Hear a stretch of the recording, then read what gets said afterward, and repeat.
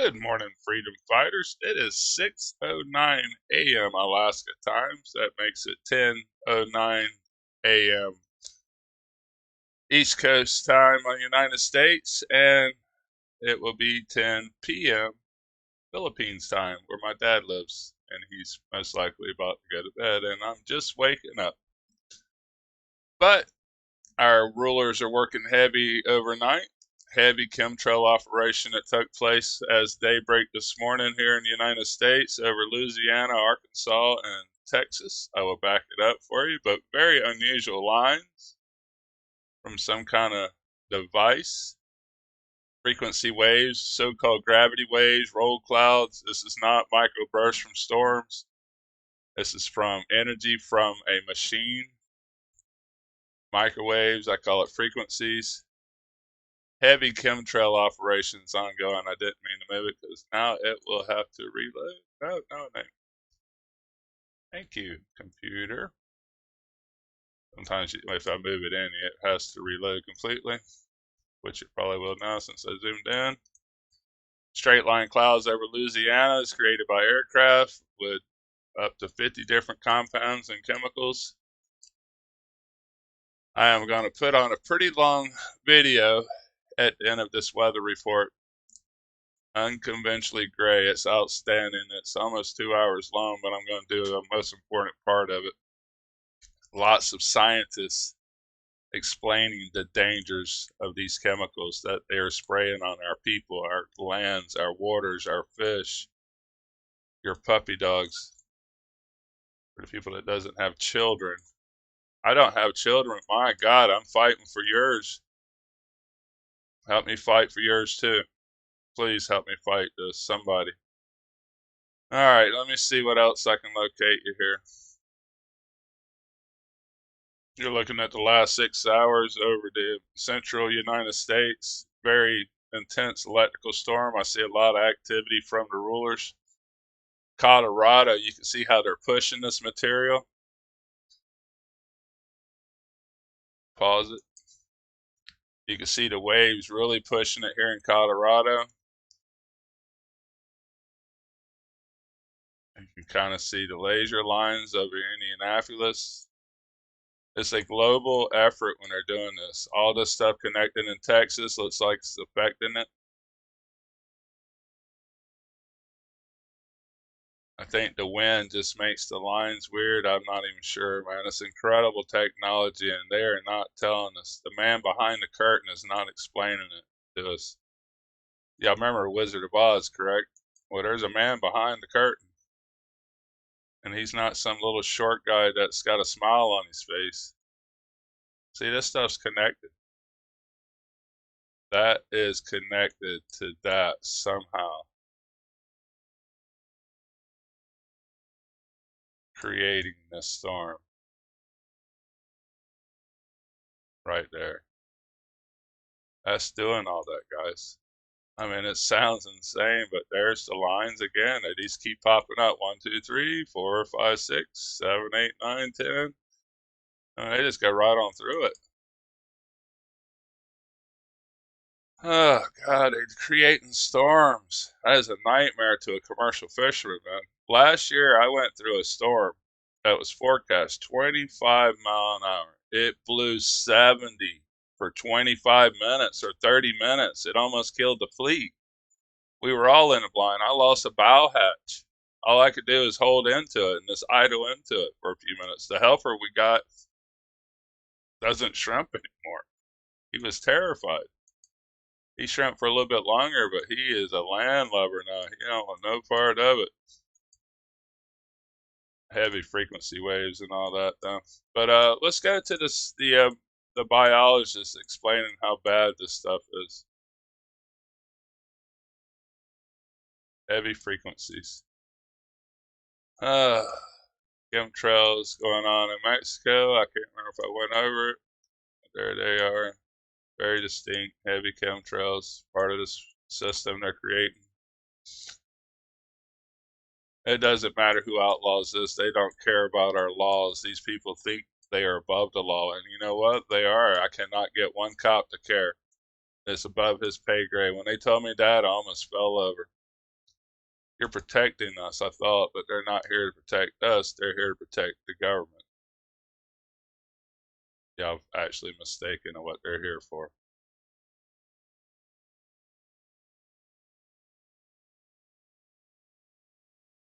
And the way I say that, try to go against somebody in the government and see who they're going to come and arrest. They're not going to arrest the government official. They're going to arrest you. Heavy chemtrailing right this minute. 3 hours ago, but it's continuing. Over New York State, this whole entire cloud mass is man-made sun filtering light. But we're at 5 minutes into it, so let's go over here to this outstanding video these people did. Make Earth great again. My goodness. MAGA. I want you to know something about your MAGA hats. I gotta plug my device in here. And your let's see, let's go Brandon t-shirts and all. That was a joke, guys. They made millions of dollars off of you clowns buying all that junk. If y'all don't know that, I'm plugged into the wrong device here. Sorry, guys. I told you I'm raw. Lose power here. I want y'all to watch this, but I want to bring up that word that those people are all in on it together. I want y'all to realize that. There's no one to here help us. There's no Captain America coming to save us. There's no Iron Man. None of these politicians, even if they cared about us, they're not allowed to. I've been to D.C. They told me there's nothing they can do for us. They know there's something wrong, but there's nothing they can do for us. That's what they literally told me. Commercial fishermen standing by. I want y'all to enjoy this incredible information. It's hour and 15 minutes long, and I'm already 7 minutes into the video here. But please stand by and watch this. Very important information these people have. Commercial fishermen out.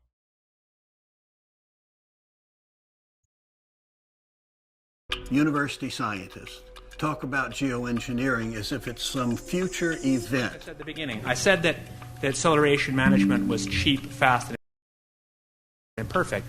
The novel method is that we put a condensable vapor directly out of the back of an aircraft. We've been doing a little work on delivery. There's a study that an aircraft engineering firm called Aurora Flight Sciences is doing, and they've been looking at a bunch of different delivery options, but the bottom line is that it seems pretty cost effective and easy to do this with aircraft that are not very different from conventional aircraft. There are various forms of geoengineering. Some geoengineering could be related to ionospheric heating, weather modification. Specifically, stratospheric aerosol geoengineering is the idea of putting a protective layer over the Earth, reflecting sunlight back into space. Well, all I did was look up. Those aren't clouds, but what are they? And sometimes it's a tic-tac-toe board. It's not a cloud, it's not real. I was in Denver, Colorado, and I saw all these trails in the sky. And this is the first time I was aware of such precise trails. I recently had a visitor come from London, and he said, "What's that crap in your sky above the clouds?" And I asked my friend who lives there, "What are those?" And she told me planes. I told her, planes do not leave such trails. I mean, they were so evident in that sky, and it was crisp. People think of chemtrails as being contrails, simply water vapor coming out the back of a jet. But that's just not true. Chemtrails do not dissipate. They stay in our sky. A lot of X's in the sky, a lot of parallels, all kinds of cross-hatching. We've had a reduction in sunshine hours. We've had a massive increase in cloud cover. We've seen our skies are no longer really blue. They're like a particulate blue-grey. And ultimately what we end up with is extremes of weather. It's like always using the future tense in the press about geoengineering. Well, we're thinking of having geoengineering. Perhaps we're going to have to use geoengineering because of the global warming, because of this, because of that. It has already begun. There are are various types of programs that go beyond the aerosol trails, or what people call the chemtrails. They're ship-based, we believe, disbursement of these aerosols. And they're responsible for huge weather systems being created out in the Pacific. Something is going on, something so serious that the United States government will never, unless it is forced, to acknowledge that it is doing it. Different particles have different effects, but the ones that people have talked about, if you inject them into clouds over the ocean, they would make the clouds brighter and also reflect more sunlight. Even if you put 10 megatons a year of sulfur in, which is a huge number, by this model you only get about a watt, 0.7 of radiative forcing. Nevertheless, there might be some good reasons to think about alumina. It turns out, first of all, there's been a lot of work on the environmental consequences of alumina in the stratosphere. Alumina has 4 times the volumetric radiative forcing for small particles as does sulfur. And that means you have 4 times less surface area for the same radiative forcing. And this is a much bigger deal. You'd have roughly 16 times less the coagulation rate. And that's the thing that really drives removal. But nevertheless, the underlying concern, and the reason that this hasn't been talked about until the last few years, is this so-called moral hazard.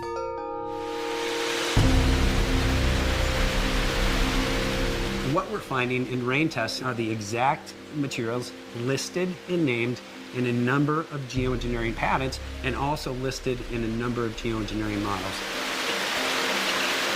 Some of these rain tests, we've seen levels of aluminum, the primary ingredient described in a number of stratospheric aerosol geoengineering programs, escalate as high as 50,000 percentage points. So the numbers have just skyrocketed. I did 3 analyses spread out over time, and on each occasion I had 80 milligrams per litre, which was quite high. Then I had 120 and the other one was 70. That was in line with the realisation that that was a lot of aluminium in the rain.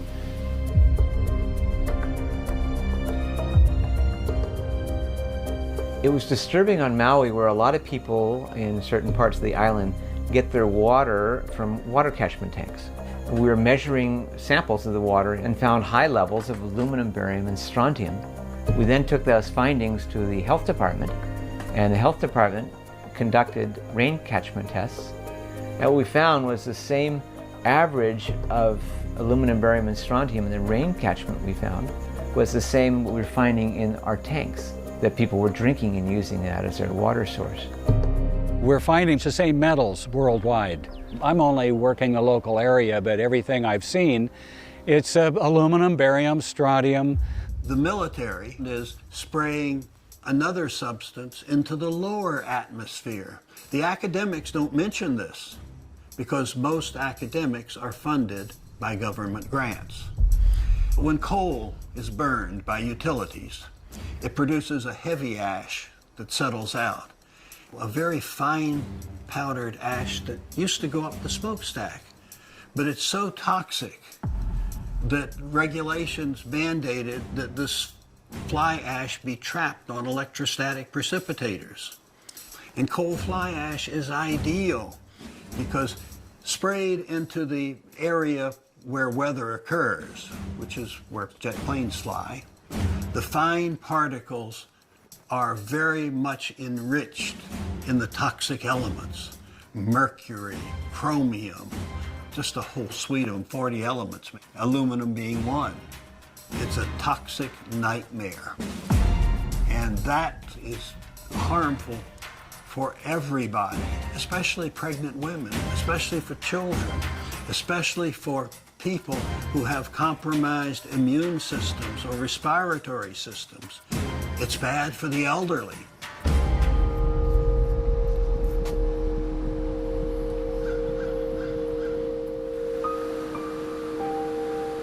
On heavy spray days, a lot of people have noticed sinus problems, headache, irritability, nausea. Anytime you put an aerosol up into the sky, it's going to fall into the air that we breathe. Obviously, we're inhaling this with every breath. With that, it gets into our systems. And we've seen diseases that have never been there, the cancers that are coming up day and day. My name is David L. Lewis. I am a research microbiologist, and I worked for the U.S. EPA's Office of Research and Development for over 31 years in blood tests for human beings, tissue tests. We're seeing the elevation over the last few decades of these metals in the human population, and the health consequences associated with that are very serious. Respiratory mortality went from 6 down to number 3 in a 6-year period. We see issues like Alzheimer's, ADD, other aluminum-related illnesses that have gone through the roof literally since the full-scale deployment of these programs. It's well known that very fine particles make people live shorter lives, birth weights are lower, cancer, autism is increased. Particularly during the early developmental stages of a child, the neurological effects on the brain and its development is of grave concern, since the forms of aluminum that are being sprayed into the atmosphere can cross the blood-brain barrier and contact the brain directly and cause damage to the brain cells. This is all, I think, is a result of change of environment, all these toxins that are being sprayed everywhere. It's like a mass genocide that is going on here. People are not prepared for this. Innocent people among us, their health is being damaged, and that is, in my view, a crime against humanity.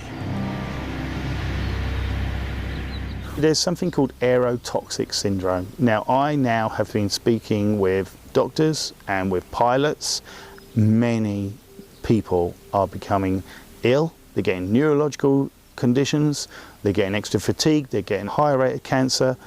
Commercial airlines fly pretty much at the same altitude or around where geoengineering programs are taking place. And those have much higher concentrations of aerosols. What they do, they pull in some air into the cabin from outside. So as a result, people are getting a higher concentration of these metals that are coming into the cabin. And we're seeing this issue of aerotoxicity that's impacting frequent flyers, flight attendants, flight crews, pilots. There are 2 pilots from British Airways, both aged 43, that died in 2012. This is due to aerotoxic syndrome.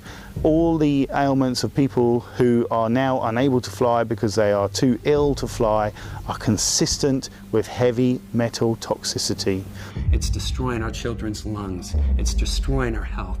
These are programs that are creating death. Results of climate models indicate that reflection of sunlight away from the Earth can offset most climate change in most places most of the time. But it will damage some places. It puts aluminum and other things in chemically mobile forms, soluble in water, so they can get into plants and to animals. And by doing that, you're changing the whole chemical structure of fruits and vegetables and animals, and then you're eating toxic food. So the whole thing comes into that science of geoengineering. You've got a tremendous rise in Alzheimer's, not just in humans, in bees. I mean, how can bees be suffering with high aluminium toxicity?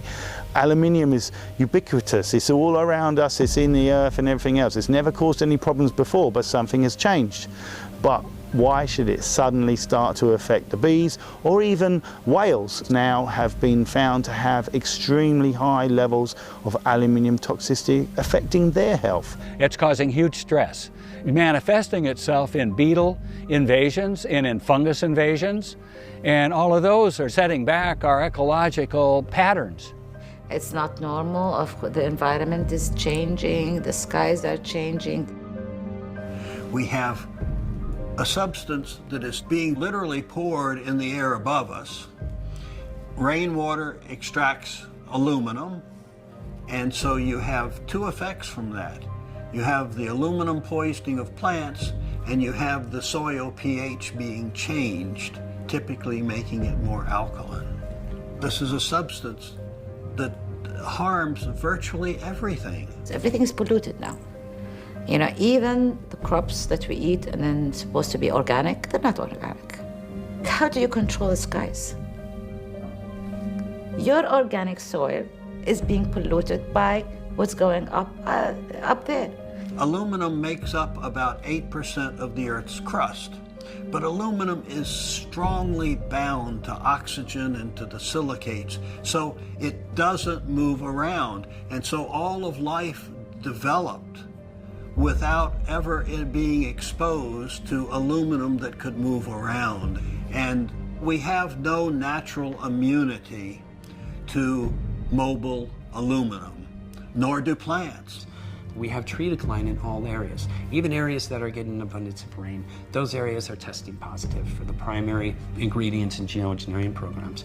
These programs are about death and destruction. And why? What happens when our forests collapse? That's the lungs of our planet. You can see impacts on all of the trees. There are just tons of dead branches scattered throughout the whole tree, which probably reduced its canopy in half, knocked its life expectancy down probably in half. That's what got me concerned when I was working for Fish and Wildlife, that it's affecting all of our trees that much, and the trees aren't going to live as long.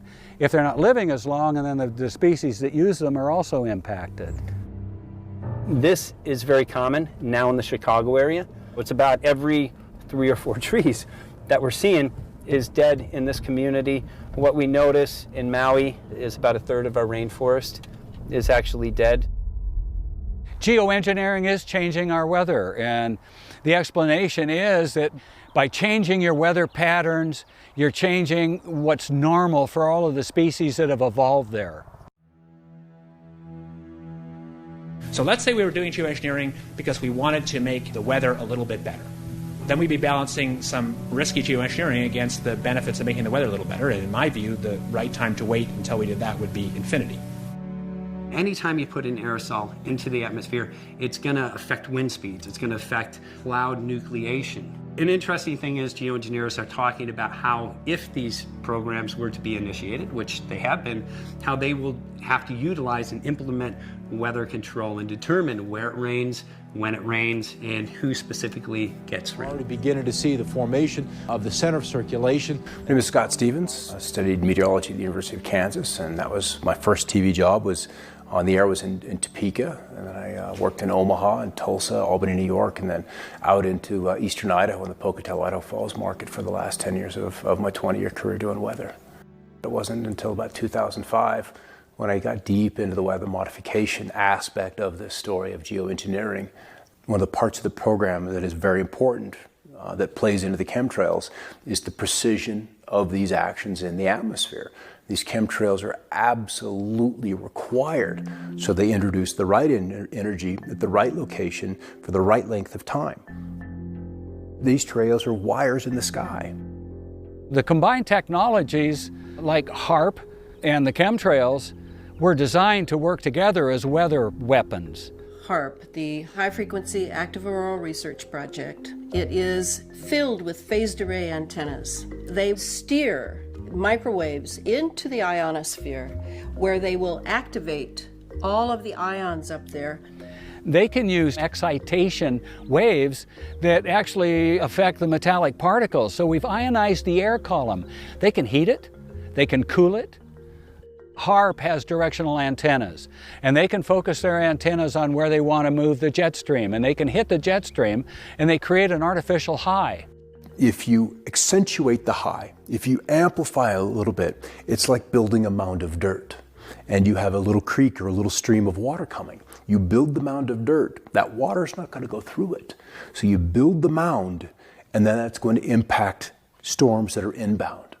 And so it's very easy to add those particulates of aluminum, barium, and whatever else they want to put in there.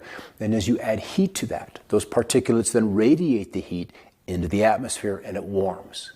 And what does a warming atmosphere do? Boom, it expands. We see more intense droughts. We see rainfall rates of 1 to 2.25 inches an hour, and sometimes even rainfall, 1.25 inches a minute is just unheard of. And so when you get the atmosphere capable of conducting this kind of electricity, plus the engineers, you're going to end up with weather that is extreme, and that's putting it kindly. When they move the jet stream, it then pushes up into the polar vortex. The polar vortex really can only move when there's something impacting it, like H.A.A.R.P. they can heat up that ionosphere. So when the jet stream comes in, it hits that bubble and it diverts.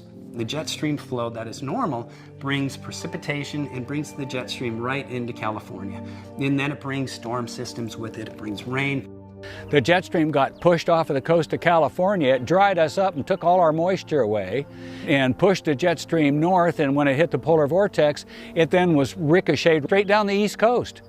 What we've been getting, very warm, very dry conditions in California, but in terms of the Arctic and in the Midwest, it's swinging all of that moisture, all that cold air. You can kill a storm in place. That's easy to do with H.A.A.R.P. You'll see the texture and the structure of the storm just melt, and it will become just this diffuse, amorphous, featureless mess. And that was one of the big epiphanies I had in forecasting. Anticipating a winter storm coming through, you've got to set forecast out that night, and you're waiting for the snow to start. You're waiting for the snow to start, and you're waiting for the snow to start, and it just doesn't. And you go outside and you see a warming zone begin to show up on the satellite loops. The clouds literally just begin to warm. And then that collapses the potential of the storm to put down the moisture. It's done. It's shot. When aerosols, heavy metals, whatever type of aerosol it is, when they're introduced into the atmosphere, the water molecules will attach on to these aerosols or metal particulate. So instead of falling naturally, they drift. So we get droughts in certain areas, floods in other areas, exactly what we're seeing right now. There has been precious little water in southern and eastern Africa where El Nino is scorching the earth. In a country like Yemen, we're talking about 100 cubic meters per year. The rainfall has been delayed to an extent that people haven't been able to plant the crops that they need to survive. If you want to destabilize a nation, you can create a drought. And within a couple of months, you're going to have riots. You're going to have destabilization without even firing a weapon. It's an invisible weapon. It is a weapon you can blame on anything. It is something more powerful even than the nuclear war. You can blame this technology on God. You can blame it on nature. Get away with a whole bunch. Think if we had the ability to steer hurricanes, and the hurricane was going to slam into New Orleans, and let's say you could steer it so it would hit Mississippi instead. And let's say you're going to, instead of killing 1,800 people in New Orleans, you would kill 100 people in Mississippi. And if you do that knowingly, are you murdering those 100 people? And there's all kinds of equity issues there. The moving of the hurricane off of the coast of Florida was done by the Signal Corps, and the U.S. Air Force was flying over it. They thought it was heading out into the Atlantic, and so they dumped dry ice into it. It turned into the coast very quickly. It made a detour and pretty much wiped out Savannah, Georgia. It will be through an active act directly harming people who otherwise wouldn't have been harmed. In this model simulation, there is a reduction in precipitation in this model and in other models in the monsoon region around India. This is obviously a cause for concern because many people live there and depend on that for agriculture. It could change precipitation patterns, change weather patterns in undesirable ways, and there would be winners and losers.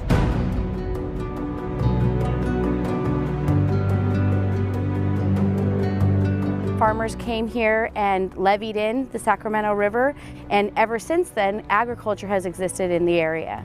Because of the abundance and variety that are grown here, it's also an area that produces many, many fruits and vegetables that are easily harvested and easily distributed throughout this area.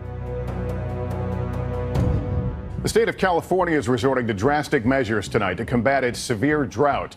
We're in an historic drought, and that demands unprecedented action.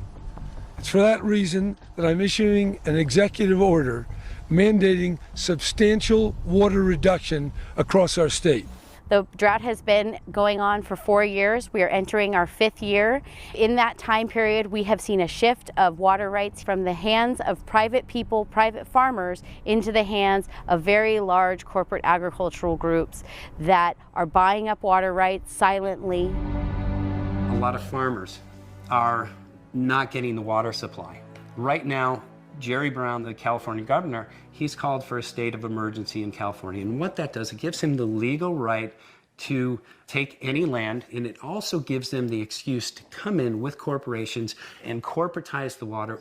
The state is using this drought as a means to take land that doesn't belong to them through eminent domain. They're using this drought as a means to prioritize conveyance to corporate agriculture over the private farmer. This is part of making corporate ag and corporations have more of a priority and more of an importance than the people.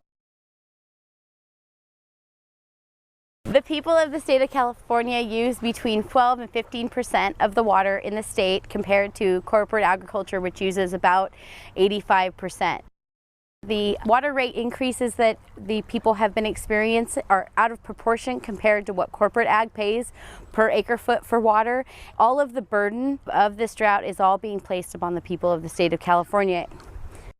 Many of the farmers in this valley are not growing because they get allotments from the federal government. It's our water, but the feds own everything. To grow food.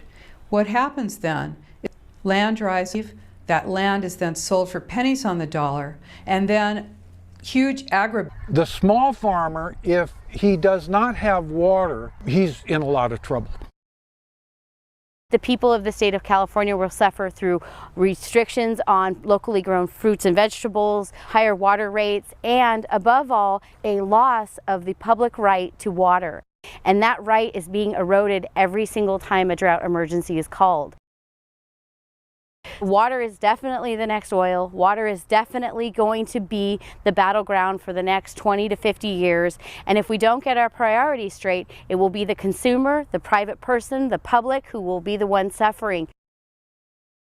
If in fact this drought is being caused by man and is not being caused by nature, then it's a crime against humanity.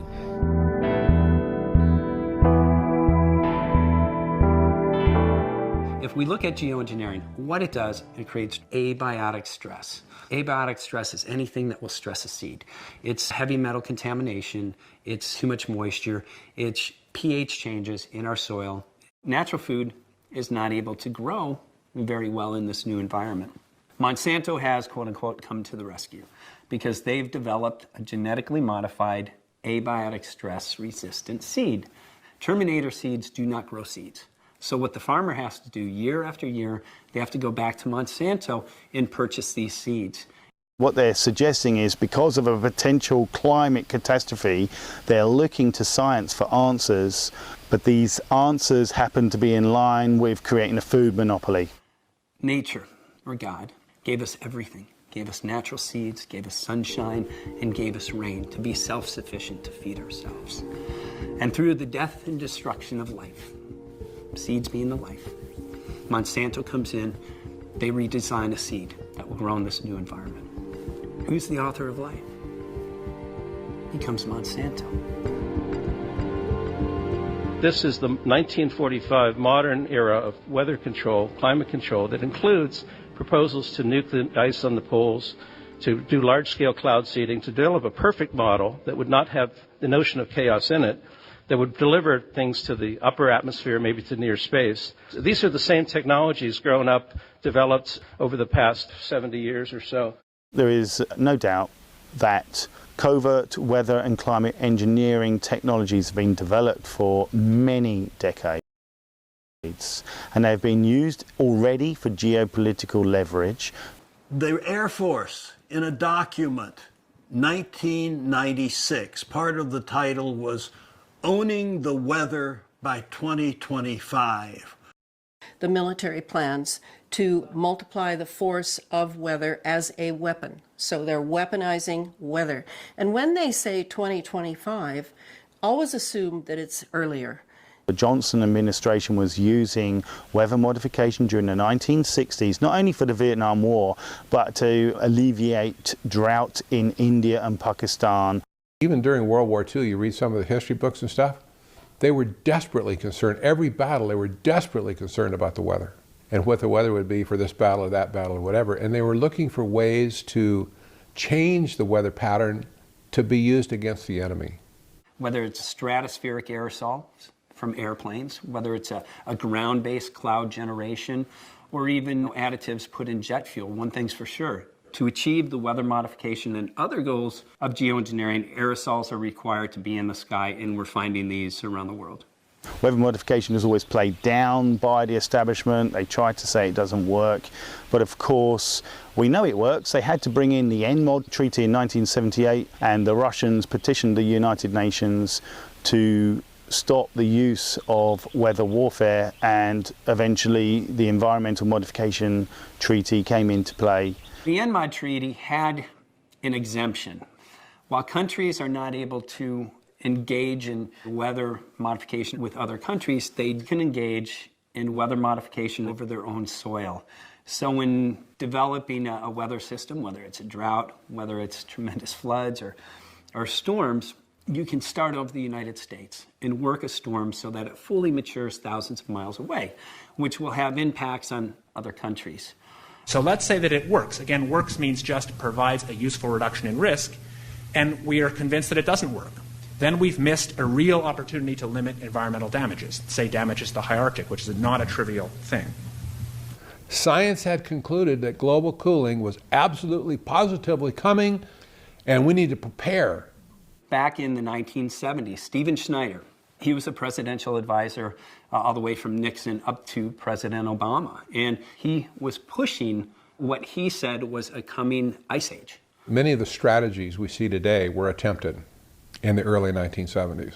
He looked at putting black carbon on the ice in the Arctic, and the idea is by spraying black carbon, the ice turns black, absorbs more sunlight, and melts. We have pictures now of the Arctic that literally has miles upon miles of what appears to be blacktop, but it's black soot. The carbon black absorbs the radiation from the sun, and then it would warm up the clouds. So then you get sprinklings of carbon black, and this then would facilitate the melting of ice. Another thing that Stephen Schneider proposed doing was putting chlorine into the atmosphere. What chlorine does when you put it into the atmosphere, it destroys the ozone, and the idea is to get stronger sunlight. Today we have a huge ozone hole in that region, so it appears that those might have been some of the objectives. And then the Russian government has also detonated over 120 nuclear bombs in that region, some under the ice, and the idea is that gets very hot, obviously melts the ice. The jet stream has been diverting up into the Arctic region, and this diversion has brought warm air from California and the Pacific up into that cold region. That's another way that the Arctic is melting, and we believe that's a direct result of the various jet stream manipulation strategies that we've been watching. With an ice-free Arctic region, they believe that they can make the ice retreat on the land and then expose massive tracts of land which is currently inaccessible. There's 13% of the world's undiscovered oil in the Arctic region. Since that ice has melted, they're starting to pump and get to that ice right now. There was also an issue of shipping lanes. So we now have Russia, the China government, and the United States. They're all up in that region in what appears to be a Cold War scenario where they're jockeying for the shipping lanes. It's a very valuable area for them. The scientists who referenced the melting Arctic ice had blamed it on CO2, and we know that there are a number of factors that led to the melting, probably geopolitical, but definitely geoengineering. So it's a concern of ours that it's missing from climate models. Every instance of odd weather that's being produced is being used as an argument to support global warming. We're going to try to define what kind of climate state we would like to achieve, and then give as a task to the engineers to produce the distribution of aerosols that would produce the desired climate state. There's a paper by Edward Teller in 1997 about global warming and ice ages, and ultimately he's looking at a system of spraying metallic particles into the atmosphere that then can be stimulated to either warm or cool the planet. When you see the sky being milky or hazy, that's probably a sign that there are small particulates in the atmosphere. All of them reflect sun, so we get less warming from the sun. Although black carbon is an exception because black carbon also emits heat radiation and has a warming effect. When you increase the canopy of cirrus clouds, you impact the inbound solar radiation. You don't get as warm, but you also don't get as cold at night. If it's a nice sunny day, you'll see trails coming back and forth, and the temperature will drop about 7 degrees. Even though it reflects the sun's rays away and therefore tends to cool the daytime temperatures, it still traps the heat that's there during the night, and it looks like the total effect, or the net effect, is a gradual warming of the planet caused by the very geoengineering projects which were sold to us as stopping global warming. We see variations when you're diverting a jet stream of unseasonably cold temperatures in certain regions, unseasonably warm temperatures in other regions, and this is why it's impossible to get an accurate reading of the temperature, because we don't have natural circulation. We are definitely getting climate change from the geoengineering program. There's no doubt whatsoever. Whether it's cloud seeding, whether it's contrails, whether it's spraying particles in the atmosphere, all these different techniques are being used to manipulate the public to say that there's a global warming problem. The Hegelian dialectic says that in order to create this major change, you need to have a problem and then a solution. Climate change is the crisis. The solution is sustainable development, implementation of sustainable development worldwide. The main goal of climate change is to bring about the state of sustainable development. That's the United Nations' own agenda.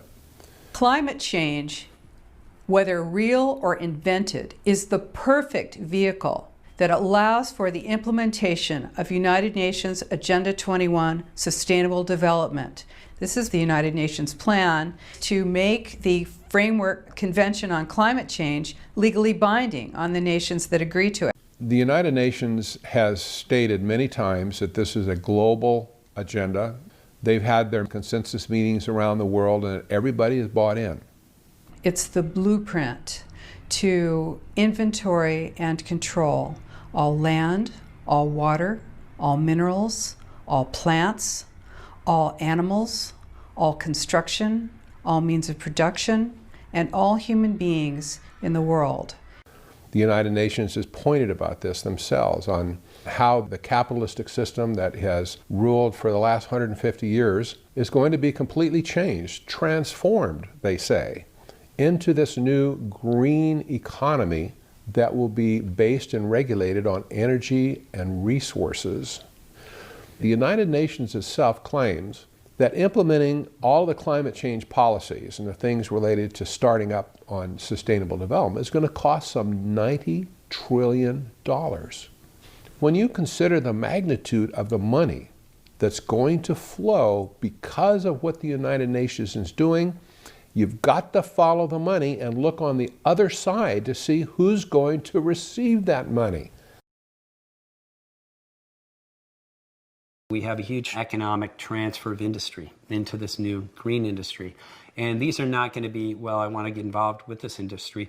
This is going to be a dictatorial industry. It's going to be corporations literally demanding what we do. The money's not going to go to the people.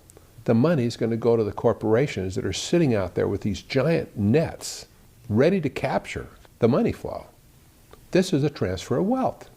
It's a consolidation of wealth. This is much bigger than the American Revolution. This is much bigger than the European Union. This is not just a little bit of money. This is the biggest planned transfer of monetary and political power in the history of the planet.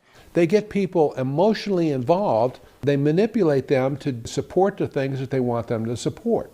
What the goal is to create this concept that humanity itself is the enemy. It seems pretty clear that no nation, however powerful, is in a position to do these things unilaterally on its own, so it's going to have to be an international decision capability.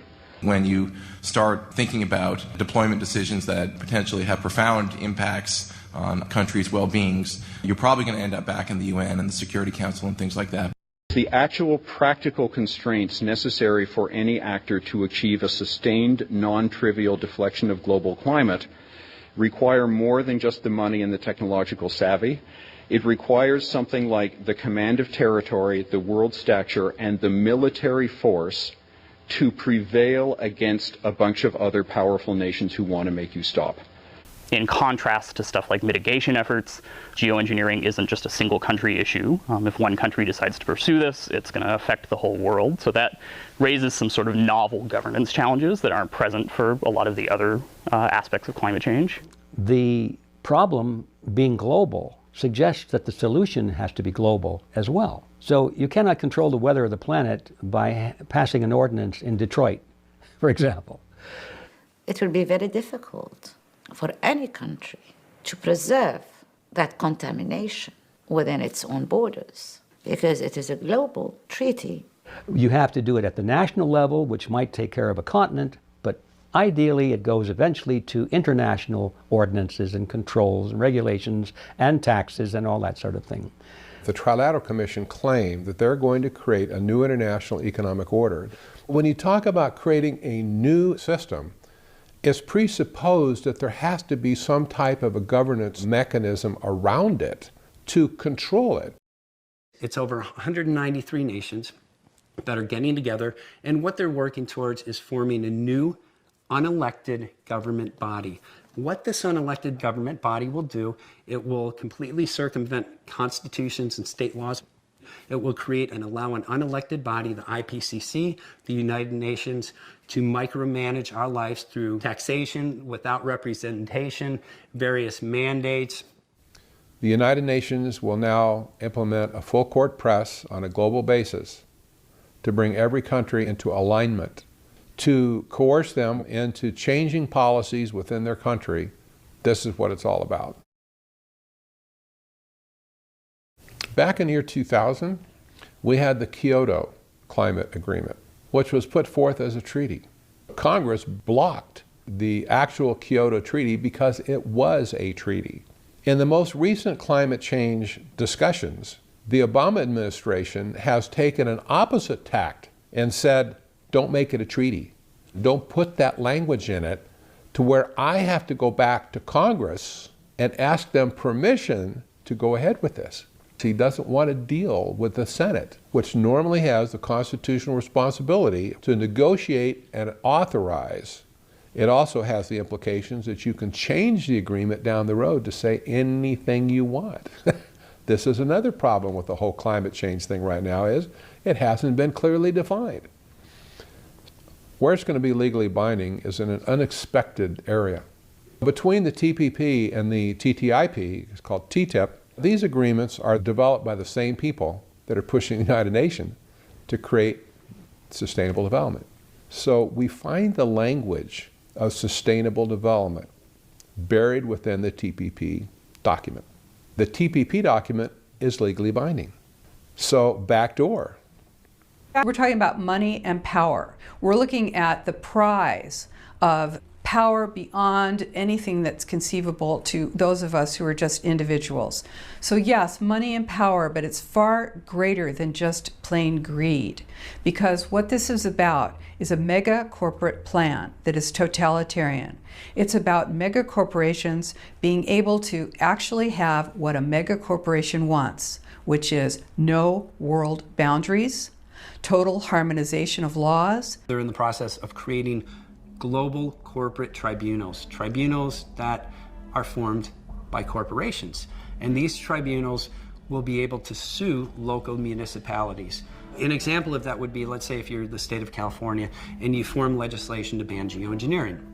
What these trade agreements give through the tribunals, it gives the corporations the ability to sue states, local municipalities that create laws that might interfere with the profitability of corporations. So it literally removes the power and ability of our legislators to represent their people, and it also puts them in a legal bind.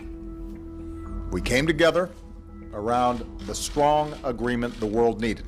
President Obama has a free ride to do what he wants to do vis-a-vis the Paris Climate Summit conference, the outcome of that summit. He can come back and start creating executive orders that have nothing to do with Congress and completely skirt the congressional process. This is what sovereignty is having the individual have a voice in what it is that happens to him or her. This is what representative government is all about. When you lose representative government, you lose personal sovereignty. And ultimately, with world governance, each individual nation will lose its sovereignty. This is what globalization means. It's the standardization of all systems, harmonization of all laws in order to implement world governance.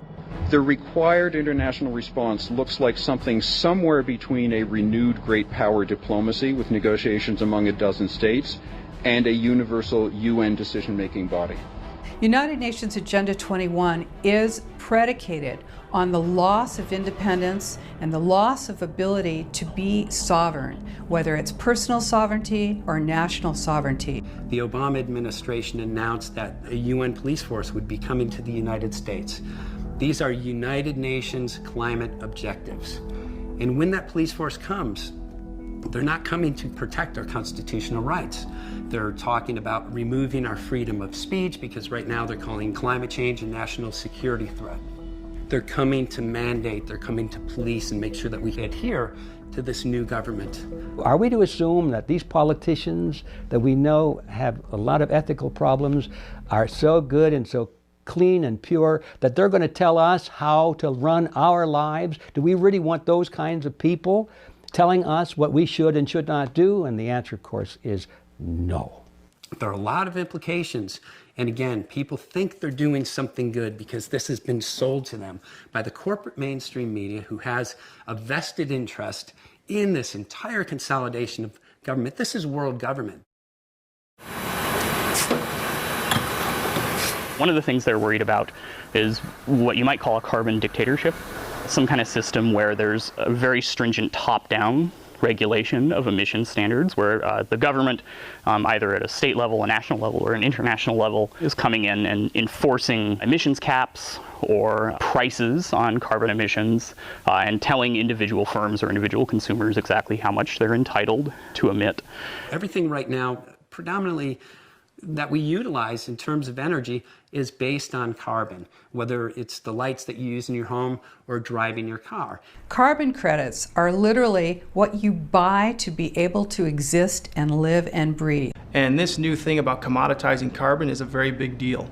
It's immense. The amount of money that it's going to extract from companies or also create new money because of new innovations of new carbon trading. That's a new business that's never been there before. In order to know how much to charge you for your use of carbon, you have to monitor, you have to track, you have to assess, and you have to rate. This is part of Agenda 21, is monitoring, tracking, assessment, and rating of every aspect of your life. Today we have these things that are called smart meters, which are meters that regulate and have the ability to determine what appliances we're using in our home, when we're using these appliances. Many people have thought, well, the smart meters sound like a good idea. After all, it's got the word smart attached to it. And smart is good, right? That's the depth of some thinking. A smart meter is really just the attachment that goes on and outside of a home or a business. A two-way transmission device that ties into the larger smart grid plans that are being built out across the world. Well, now we find out that, boy, they got plans to turn on your refrigerator, turn it off, adjust the temperature in your house. They'll be able to know when you're home, when you're not at home. It's all being tied into a centralized, computerized system. They'll pick you up when you leave your home and your lights go off, garage door went open. He's leaving the house to close it down. Now they switch to your automobile and they monitor you as you drive down the street. And this is where it's headed if we don't stop it. The heartbeat of sustainable development is the heartbeat of Agenda 21. Micromanagement of people. We might worry, how low can we go? Are we willing to consider, say, carbon dictatorships where most of humanity live in a terrible slave-like situation, or do we draw lines at some point? You want to barbecue with charcoal on Sunday? No, you can't do that. You want to go on a flight to Europe or something and you've been bad otherwise in your carbon footprint? You can't do that. The government is already cooking up schemes in Oregon to tax people by the mile by putting a GPS device in their car. And they're going to send a bill at the end of a period and say, you owe this much for how much you traveled. They'll calculate a bill for you, just for you. The plan was much bigger than that from the very beginning. And the plan was to give central control, somebody sitting in a central location, the power to control your energy consumption inside your own home, to take away that privilege from you. In the name of society, of course, in the name of saving the planet.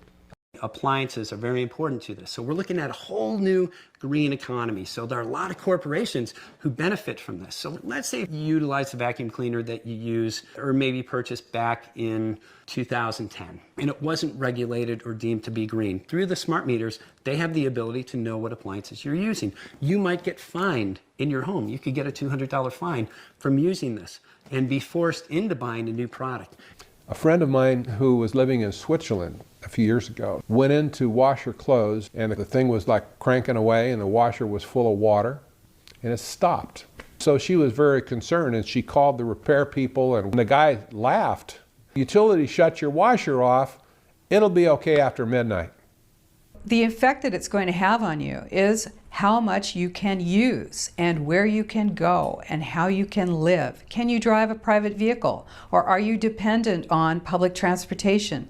We would have literally an economic scientific dictatorship telling us what we could and couldn't consume, where we can live, how we can drive, how many children we can have. The problem with that kind of a scenario is not just the fines that could be levied. I mean, that's bad enough to be charged $400 fine because you left a light bulb on when you went on vacation, and they know it because they read your smart meter. That's bad enough, but it's the idea that they're tracking you in the first place. It's the idea that you've lost your privacy. It's the idea that you've lost your sovereignty over your own life. When the government comes and tells me or puts up a system of punishment and rewards that forces me into that mold, I've lost rights. I've lost wealth. I've lost the ability to choose. This is Big Brother on steroids.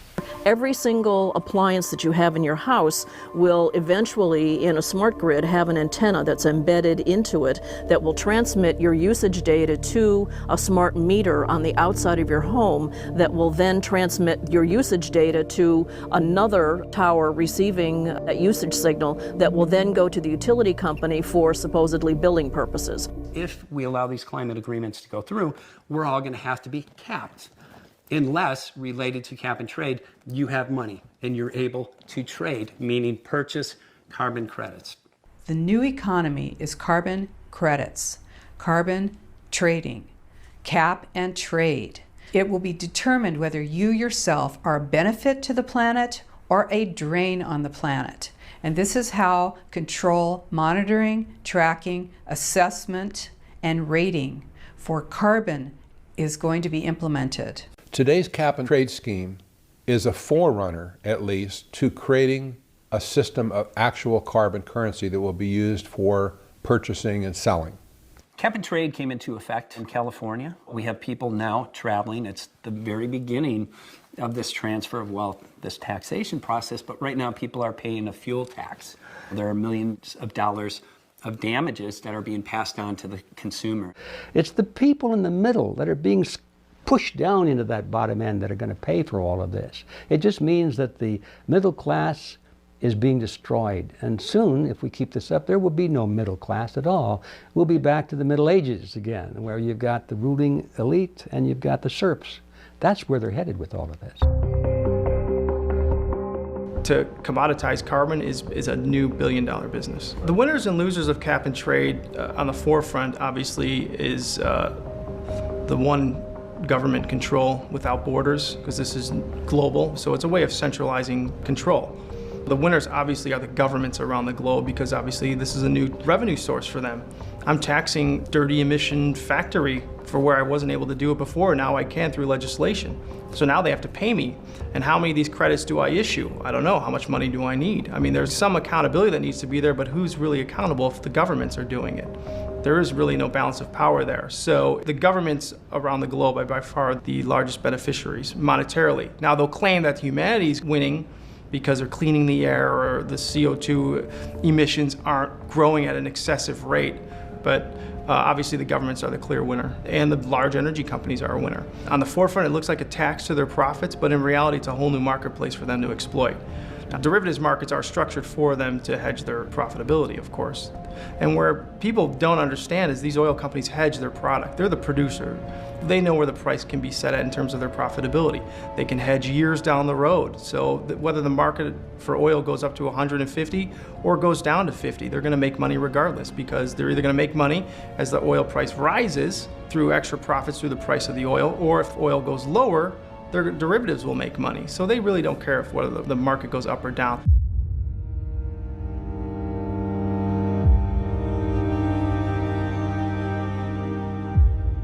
The climate is always changing. It always has changed. It always will change. The question is to what extent humans are influencing the change. They said, no more time for debate. Let's get on with solving the problem. Let's have the carbon tax and let's give us the control. Forget the debate. Science is settled. Well, it turns out that it's not even close to settled. There's no consensus at all. The fact is, over the last several years, there have been scandal after scandal on the misuse and mismanagement of climate data. Even by itself, with this level of fraud, should throw the whole case out. I took it upon myself to start investigating a lot of areas outside my traditional research topics, like the attribution of 20th century climate change and climate sensitivity, and found that I could not support the conclusions from the IPCC. The government-funded scientific community all pretty much march in lockstep. They don't criticize each other. They do what is popular because that's what gets them funding. The price that you pay in terms of your career for speaking out is really rather huge in terms of it's hard to get government grants and get your papers through peer review. Advancements into administration positions is pretty much precluded. You're ignored in terms of professional recognition, in terms of awards and things like that. So you pay a very big price. And academic scientists aren't going to pay that kind of price for a small amount of funding. And there was a lot of bullying and interference with the peer review process, violation of the protocols established by the ICC, attempts to get journal editors fired. And then I started learning more about the IPCC and all the politicization that had gone on throughout the history. I go, whoa, okay. Then I said, why have I been defending the IPCC and trusting their conclusions over my own judgment?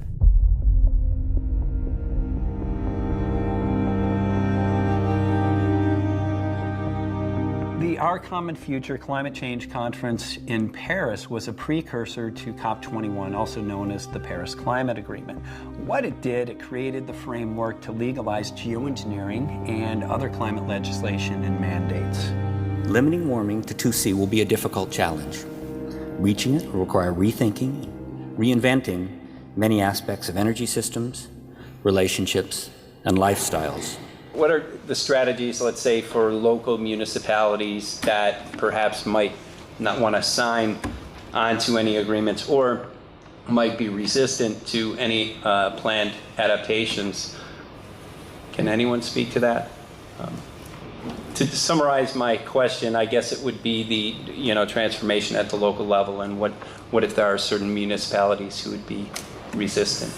They have to deal with their current risks, and they're not only the first responders, but at the municipal level, they're also the ones that could be then, sued. With implementation, is it possible to maintain the sovereignty of nations, and what are the risks in terms of forming what some critics are calling a carbon dictatorship? What we see is increasingly that the decision makers in cities, in that case, they want to learn from each other. Oftentimes what's happening at global or even national government scale is too slow for them. They say, we have a problem and we need to... Nobody had a straight answer to our questions. They were totally skirting the issues. Why don't we save the following questions for the general discussion at the end? Sorry about that, we need to move on to the next speaker. Have you done any research and published on the tipping points that this is doing and will cause in the future? as I've said publicly and in the literature, I'm now of the view that the risks posed by large-scale attempts to reflect sunlight back to space far outweigh the potential benefits. In terms of jet stream manipulation, what kind of impact would that have in terms of regional variability in temperature? If anybody could speak to that, that would be appreciated. Okay. Let's try another question. In 2010, the World Meteorological Organization released a report which listed 42 countries engaged in full-time weather modification activities. This list is just from the US alone. It's very extensive. It would take all day to go through. I just want to highlight one particular program. It was carried out by Division V Cloud Seeding. The area covered in this particular program was 184,000 square miles in volume. Now, the IPCC does not list any mention of weather modification in any of its reports. It's all just blamed on human activity. For that reason, I would consider all of those reports to be null and void. With all of these weather modification programs taking place, how would you determine whether that event was caused by nature or whether it was caused by climate intervention? Your question is a very good one, and scientists have to be, weather and climate scientists, very careful about attribution. Scientifically very challenging problem. He agreed. They actually did leave out geoengineering weather modification. Sorry, what? Say that again? He acknowledged that the IPCC okay, he has acknowledged that, yeah. left out the weather modification programs because it's too hard to quantify. Yes. In my opinion, that's not a good excuse because the decisions that are being made, not taking that into consideration, nullifies the IPCC So he's basically report. saying that there's so much climate intervention going on that it's just impossible to monitor what's natural and what's unnatural, really. I'm sure that's one of the points. Going back to the 2-degree temperature change, given the variables that we discussed today of various climate forcers, including the detonation of nuclear bombs, which obviously creates an immense amount of heat, what does that mean in terms of future projections? And why is that not being included in various climate models? Everything we're seeing in terms of climate change policy is predicated on climate models that source CO2 as being the cause of our climate change. I cannot give you the accurate assessment of that, how much is being contributed by CO2, how much the contribution of the black carbon. It still needs to be investigated. When we talk about the emission and reducing the emissions and how to reduce the black carbon generated out of the jet airliner should be considered to be taken into account properly. If you don't include that at all in the climate change modeling, so I'm quite sure that the models will not be accurate. So far, I haven't seen a single climate change model that included geoengineering. What it means to the models is that the models are inadequate to explain what's happening in the atmosphere. If the data going into a climate change model is flawed, everything downline from that is flawed as well. Climate agreements are meaningless if it's based on phony science. If you were to look at it and factor in all of the important factors, you would factor in the actual geoengineering that's been accomplished to date, stuff that's been sprayed in the atmosphere. So let's say if you're in your house and you turn up the heater. Would it be wise to say, oh my God, it's getting hot outside? If you turn the heater on up to, let's say, 100. It could be getting hot outside, could be getting cold outside. Until you turn that heater off, and the heater being geoengineering, you can't determine really what's going on outside. If you had a climate model that incorporated all these different things into it, I don't think you would come anywhere close to what the United Nations is relying on as settled science. Ongoing geoengineering programs are the cause of most, if not all, the changes that we're seeing. And any climate model that is not including the ongoing geoengineering programs, without question, is flawed at best, fraudulent at the very worst. That spit out conclusions X, Y, and Z, therefore you need to do A, B, and C.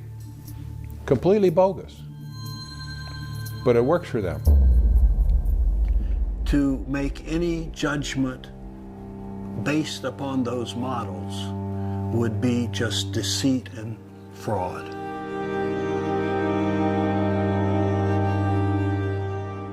The Paris Summit in December of 2015 made specific provision to legitimatize geoengineering. There are 193 nations that have signed up, as far away as the islands of Tonga. These climate agreements, they've created the framework to legalize geoengineering without our input or without the input of our legislators. They will now have the teeth to push through anything they want with any nation, anywhere. Now the moral restraint has been removed, if you will, by the United Nations to open the door for legitimate, fully in the open geoengineering projects. This is literally the biggest issue in the history of the planet. We have enough people to move forward, to come together collectively, and the first step is this. It's our aerosol collection project, which we're going to expand around the world. And going up, collecting air samples will give us the data to bring positive test results into courts around the world. And when we do that, we have the ability to get court injunctions, proving that climate models are incorrect, that geoengineering has been ongoing and has been a major factor in climate change. And the very people that support climate legislation, if we demand that all climate talks, legislation, and mandates are rescinded, that your whole agenda is stopped until geoengineering is stopped, it literally forces them into an area where they support our agenda and we can work collectively in restoring our planet.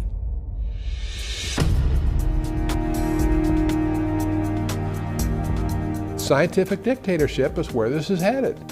If you control the weather, you control the world. It's as simple as that. When you play with nature, you can't guarantee the result. Our entire planet is in jeopardy. We'll have greater droughts, we'll have greater floods, we'll have massive variations in temperatures. Geoengineering is a threat, and geoengineering is the key to understanding climate change. And to stop climate change, we have to stop geoengineering. The weather belongs to planet Earth and to all of its inhabitants. Do we want to give somebody who we didn't elect the power to spray toxins on us? People ultimately have to control their own destinies. And when they start doing that, when they realize that, hey, you don't have to accept the fact that they're spraying poisons on you. You can do something about it and start taking back the element of humanity that's been slowly being withdrawn from us. We can take back our freedom. We can take back our nations that our ancestors died for the freedom that we're experiencing. We have to start asking some questions, and we have to stop listening without questioning all these so-called experts. Once our air is clean, then we can determine what our planet is doing. Until then, it's literally impossible, no question about this, to determine whether the planet's warming or cooling. We're not going to shut down this program until the geoengineering ends. We need to realize that this small group of criminal elites are counting on misinforming us and us believing their misinformation. They are counting on us believing their lies. How do you fight the rich and the powerful? We can merge together to fight for the future. This is the time to join hands for a better life and a healthier life for our kids, for our families. Our children have a right to live free. They have a right to enjoy life. They have a right to enjoy abundance. We have tremendous power and we can change the entire paradigm. But it takes people knowing about it. It takes people occupying their sovereignty. It's gotta happen. It's the only way we're gonna end this, and that this planet will get her breath back. The future is depending on what we're doing today. It's up to you. This is what we can do together. Regardless of where you live, how you live, who you are a human being. It's about a preservance of our planet Earth for all of us and for our children. We can, as humanity, collectively come together. We need people who are aware, but then knowledge isn't enough because we need action. Go to our website, unconventionalgrade.com, to learn how you can get involved with our worldwide call to action, which includes getting tested for heavy metals and other geoengineering-related contaminants. Support our aerosol collection project, which includes taking airplanes into aerosols for the purpose of obtaining court-admissible evidence and proving that geoengineering programs are occurring and are changing our climate. Become active in our efforts to bring legal action around the world in stopping geoengineering. Organize a screening in your community, order a DVD, make copies and hand out for free to get your community involved in our efforts to save humanity and our planet. And always remember, keep looking up.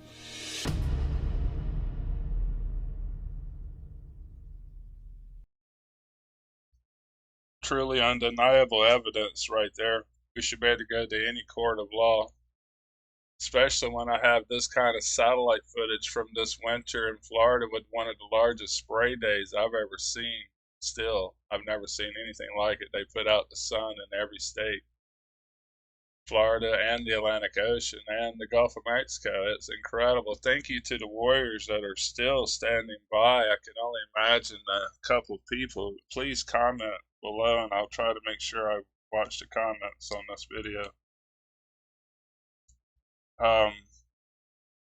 Undeniable evidence. These people that says I don't know what I'm talking about. And that's nothing even to do with the lasers. That's just the spraying. Just like you see here in this video. I'm just going to let it play while I talk. It's 5 minutes long that I created. But each one of these lines is a aircraft trail that is spreading out. It's hundreds of aircraft. Thank you to the warriors that are still standing by. It's a long video, hour and 15 minutes. I'm going to let y'all go. Thank you for the ones that's donated. Every penny truly helps me because I've lost everything with our fishing. I don't know what I'm going to do this winter. I might have to get a job, a land job, something I don't really love. But I can do anything. I can build houses. I can run the shrimp boat still, but we've lost so many live shrimp. We've lost so much of our fish that the bait industry is not doing that great. I can do live commercial, I guess. But this sucks the life right out of me compared to what I do up here. But I want y'all to have a good morning, a good day, a good evening, and a good night. We are all on different timelines. My dad's very much asleep in the Philippines. Commercial fisherman out.